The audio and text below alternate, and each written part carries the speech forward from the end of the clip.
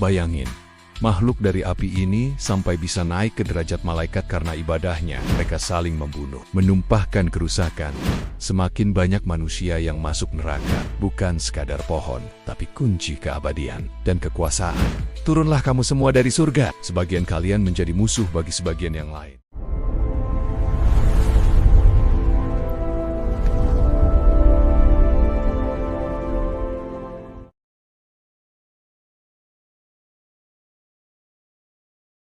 Kalau kamu dengar kata iblis, apa yang langsung terlintas di pikiran kamu? Jahat, neraka, tipu daya? Tapi pernah nggak kamu mikir, kenapa iblis begitu benci sama manusia? Kenapa dari jutaan makhluk Allah, justru manusia yang paling dia musuhi? Sampai dia sumpah akan menyeret kita semua ke neraka bersamanya. Cerita ini mengerikan sekali. Dan jawabannya ternyata lebih dalam dari sekadar sombong. Coba kita tarik waktu jauh, sebelum kita lahir, bahkan sebelum Nabi Adam pun diciptakan. Saat itu, alam semesta ini bukanlah tempat kosong. Ia sudah ramai, tapi bukan oleh manusia. Yang pertama, malaikat, makhluk cahaya. Mereka suci, nggak pernah melawan perintah Allah. Mereka hanya tahu taat. Mereka tidak makan, tidak minum, tidak tidur, tidak punya syahwat, hanya patuh. Setiap detik, setiap tarikan waktu, mereka bertasbih, mengelilingi arsy, memikul langit, mencatat takdir, meniup roh, mencabut nyawa masing-masing dengan tugas mulia yang tak pernah mereka langgar walau sedetik. Lalu ada jin, makhluk yang Allah ciptakan dari nyala api yang panas. Mereka lebih dulu menghuni bumi ribuan, entah jutaan tahun sebelum kita. Jin punya hawa nafsu seperti manusia.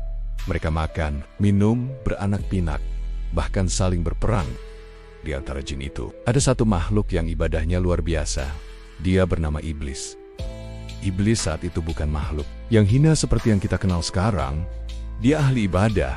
Saking hebatnya ibadah iblis, Allah angkat dia naik ke langit, berkumpul bersama para malaikat. Bayangin, makhluk dari api ini sampai bisa naik ke derajat malaikat karena ibadahnya.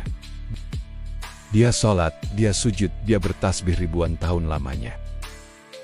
Tapi disitulah letak awal bencana. Karena iblis mulai membangun rasa bangga luar biasa dalam dadanya. Dia merasa mulia, dia merasa layak berada di posisi itu karena ibadahnya sendiri.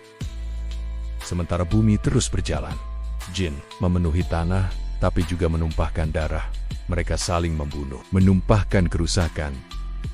Sampai suatu ketika Allah berkata pada para malaikat, "Sesungguhnya aku hendak menjadikan khalifah di bumi."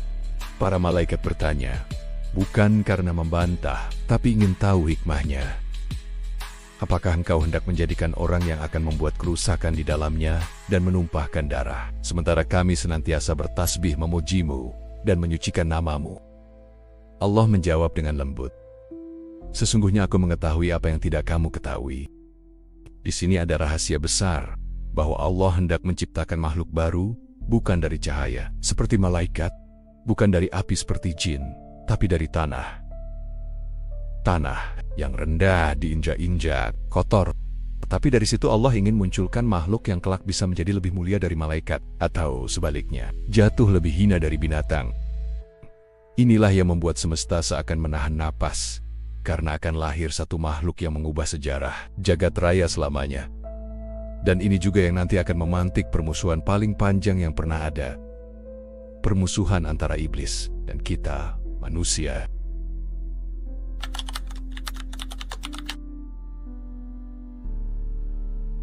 Coba kamu bayangkan, Allah, Rob semesta alam, berkehendak untuk menciptakan satu makhluk baru. Bukan dari cahaya seperti malaikat, bukan dari api seperti jin, tapi dari tanah. Allah memerintahkan malaikat Jibril untuk mengambil segenggam tanah dari bumi. Jibril pun turun ke bumi. Dia mengambil tanah dari timur, dari barat, dari pegunungan, dari lembah, dari laut, dari padang pasir. Tanah itu punya beragam warna, putih, hitam, merah, kuning, coklat. Itulah kenapa nanti anak keturunan Adam akan berbeda warna kulitnya, sifatnya, tabiatnya. Lalu tanah itu dibawa naik, Allah mencampurnya dengan air, menjadikannya tanah liat yang lengket, lalu mengeringkannya sampai berbentuk seperti tembikar yang kalau diketuk terdengar kosong. Di sini, alam semesta kembali menahan napas. Karena Allah sendiri yang dengan tangannya, sesuai dengan keagungannya, membentuk rupa Adam. Sampai akhirnya sempurna, tapi tubuh Adam masih kaku, belum ada nyawa. Sampai Allah meniupkan ruh ke dalam tubuh Adam. Saat ruh itu masuk ke kepala Adam, dia bersin. Malaikat berkata, "Ucapkanlah, Alhamdulillah." Adam pun berkata, "Alhamdulillah." Allah menjawab, "Yarhamukallah, semoga Allah merahmatimu." Dan ketika ruh itu merambat ke seluruh tubuhnya, Adam bangkit, berdiri, menatap sekitarnya dengan mata yang baru pertama kali terbuka. Dia adalah makhluk yang benar-benar baru, bukan cahaya, bukan api, tapi tanah, yang diberi ruh dan akal. Disinilah letak keistimewaan manusia dibanding seluruh makhluk lain. Allah mengajarkan kepada Adam nama-nama seluruh benda, ilmu, sesuatu yang malaikat sendiri tidak tahu. Bayangkan, malaikat yang sudah ribuan tahun bertasbih, tidak tahu nama-nama itu. Tapi Adam, makhluk baru dari tanah, diajari langsung oleh Allah. Allah lalu menguji para malaikat. Allah bertanya, "Sebutkan kepadaku nama-nama benda ini, jika kalian benar." Malaikat berkata dengan penuh kerendahan, "Maha suci Engkau, kami tidak tahu selain apa yang Engkau ajarkan kepada kami. Sesungguhnya Engkau maha mengetahui lagi maha bijaksana."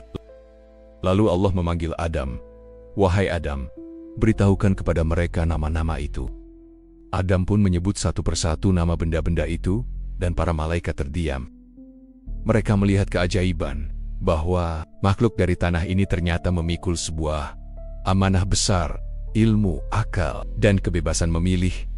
Disinilah letak awal kecemburuan, karena di antara para malaikat dan jin yang sudah lama mengabdi pada Allah, Allah justru mengangkat Adam dan keturunannya untuk memikul tanggung jawab sebagai khalifah di bumi. Adam diberikan ilmu, Adam diberikan kehormatan, dan Adam diberikan pilihan untuk taat atau membangkang. Dan bagi iblis, ini adalah awal mula luka di hatinya, karena iblis merasa dialah yang lebih pantas dimuliakan. Dia yang telah beribadah ribuan tahun, dia yang terbuat dari api yang lebih tinggi dibanding tanah. Tapi Allah memilih Adam. Dan disinilah konflik abadi itu mulai tumbuh, permusuhan iblis kepada manusia, yang tak akan padam sampai hari kiamat nanti.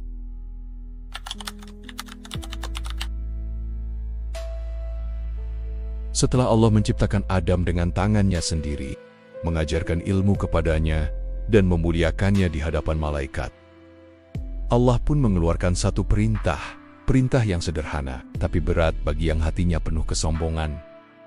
Allah berfirman, "Sujudlah kalian kepada Adam." Semua malaikat, ribuan, jutaan malaikat yang agung, langsung sujud. Mereka sujud bukan menyembah Adam, tapi sujud sebagai bentuk taat kepada perintah Allah, sebagai penghormatan terhadap kemuliaan yang Allah berikan pada Adam. Langit seakan bergemuruh oleh gerakan sujud para malaikat. Tapi ada satu makhluk yang tetap berdiri, tegak, membatu. Dialah iblis. Allah bertanya kepadanya, "Wahai iblis, apa yang menghalangimu untuk sujud kepada sesuatu yang telah aku ciptakan dengan kedua tanganku? Apakah kamu menyombongkan diri? Ataukah kamu termasuk yang tinggi derajatnya?" Iblis menjawab dengan dada membusung, "Aku lebih baik daripadanya. Engkau ciptakan aku dari api, sedangkan dia engkau ciptakan dari tanah." Kalimat ini mencatat permulaan kehancuran iblis. Dia menolak perintah langsung dari Rob semesta alam, hanya karena sombong. Dia merasa unsur api lebih mulia dari tanah. Padahal dia lupa bahwa kehormatan bukan terletak pada asal-usul, tapi pada ketaatan. Karena kesombongan ini, Allah murka. "Turunlah kamu dari surga. Kamu tidak pantas menyombongkan diri di dalamnya. Keluarlah. Sesungguhnya kamu termasuk orang-orang yang hina." Disinilah dendam iblis memuncak. Dia tidak minta ampun. Dia tidak menangis menyesal. Sebaliknya, iblis menantang Allah dengan penuh kebencian. Dia berkata, "Tundalah aku sampai hari mereka dibangkitkan." Allah mengabulkan. Allah memberi iblis umur panjang sampai hari kiamat. Dan disinilah iblis menebar sumpah laknatnya. "Demi kekuasaanmu, aku pasti akan menyesatkan mereka semuanya, kecuali hamba-hambamu yang terpilih di antara mereka." Bayangkan, iblis dengan penuh dendam bersumpah langsung di hadapan Allah bahwa dia tidak akan pernah berhenti menjerumuskan kita, menipu kita, membuat kita lupa, agar kita semua temani dia masuk ke neraka jahanam, dan dari hari itulah dimulai permusuhan abadi antara iblis dengan manusia. Dia berjanji akan menghalangi kita dari depan, dari belakang, dari kanan, dan dari kiri, supaya kita lupa bersyukur, supaya kita sombong, supaya kita maksiat. Karena bagi iblis, semakin banyak manusia yang masuk neraka, semakin puaslah dendamnya pada Adam dan keturunannya. Dan itu artinya, kamu, saya, kita semua, sudah jadi target iblis sejak kita lahir ke dunia.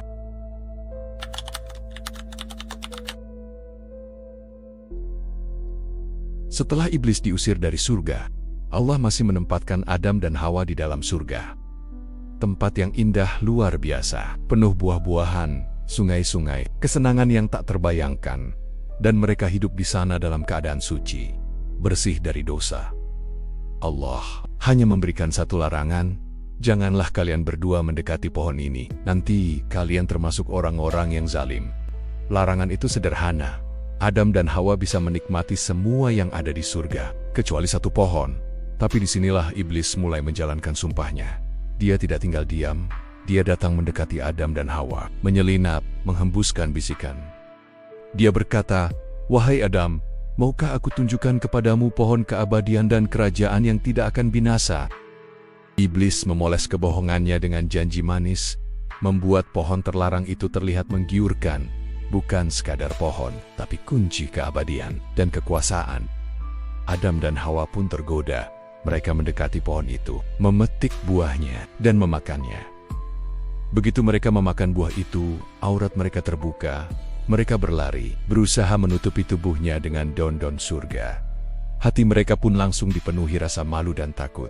Allah memanggil mereka, "Bukankah aku telah melarang kamu berdua dari pohon itu, dan aku katakan kepadamu bahwa setan itu adalah musuh yang nyata bagi kamu?"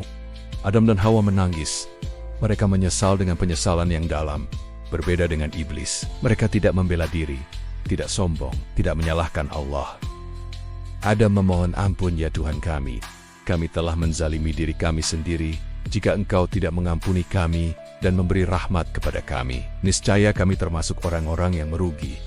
Allah menerima taubat mereka karena Allah Maha Pengampun lagi Maha Penyayang. Tapi sebagai konsekuensi, Allah menurunkan mereka ke bumi. "Turunlah kamu semua dari surga. Sebagian kalian menjadi musuh bagi sebagian yang lain. Dan bagi kalian ada tempat menetap dan kesenangan di bumi sampai waktu yang ditentukan." Sejak hari itu, dimulailah kehidupan manusia di bumi ini. Adam dan Hawa menjadi bapa dan ibu manusia. Dan iblis pun turun ke bumi, memulai pekerjaannya, menipu, membisik, menghasut kita semua supaya lupa kepada Allah, supaya kita jatuh bersama Dia ke dalam neraka. Jadi kalau hari ini kita merasa berat untuk ibadah, tergoda maksiat, atau muncul rasa sombong, ingatlah, itu bukan sekadar naluri manusia saja. Ada iblis yang sumpahnya tidak akan berhenti sampai hari kiamat tiba.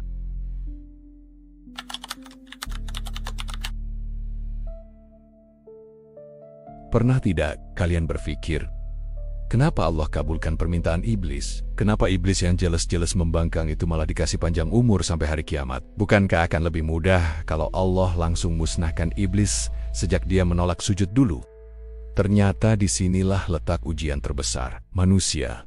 Allah mengizinkan iblis hidup untuk membuktikan siapa di antara kita yang sungguh-sungguh beriman dan siapa yang hanya ikut hawa nafsu. Dalam Al-Quran, Allah berfirman, "Sesungguhnya kami telah menjadikan apa yang ada di bumi sebagai perhiasan baginya, untuk kami menguji mereka. Siapakah di antara mereka yang terbaik amalnya?" Jadi godaan iblis, tipu dayanya, itu semua bukan karena Allah ingin menjerumuskan kita, tapi justru untuk menguji kita. Agar yang sabar, yang taat, yang sungguh-sungguh menjaga hati dari kesombongan, bisa terangkat derajatnya lebih tinggi daripada para malaikat. Kita setiap hari jadi target iblis. Kita digoda supaya sombong seperti dia, supaya merasa lebih baik dari orang lain. Kita dibisikkan supaya menunda taubat, supaya lalai pada Allah. Dan iblis tidak pernah lelah. Dia sudah bersumpah pada Allah, "Demi kekuasaanmu, aku akan menyesatkan mereka semuanya, kecuali hamba-hambamu yang ikhlas." Cuma satu golongan manusia yang tidak akan bisa iblis tipu, yaitu hamba-hamba Allah yang ikhlas, yang lurus niatnya, yang rendah hati, yang mau segera taubat jika salah. Oleh karena itu, tiap kali kita sujud, kita bukan cuma menempelkan dahi ke tanah, kita sedang menunjukkan pada Allah bahwa kita beda dengan iblis. Kita mau merendah, dan kita tidak sombong. Kita juga membuktikan pada iblis bahwa dia gagal. Karena meski dia membisikkan kita buat malas beribadah, kita tetap tunduk pada Allah. Dan sampai hari kiamat nanti, pertarungan ini bakal terus berjalan. Tinggal kita mau ikut siapa? Ikut iblis yang sombong dan akhirnya hina, atau ikut Nabi Adam yang menyesal, taubat, lalu diampuni. Wallahu alam bisyawab.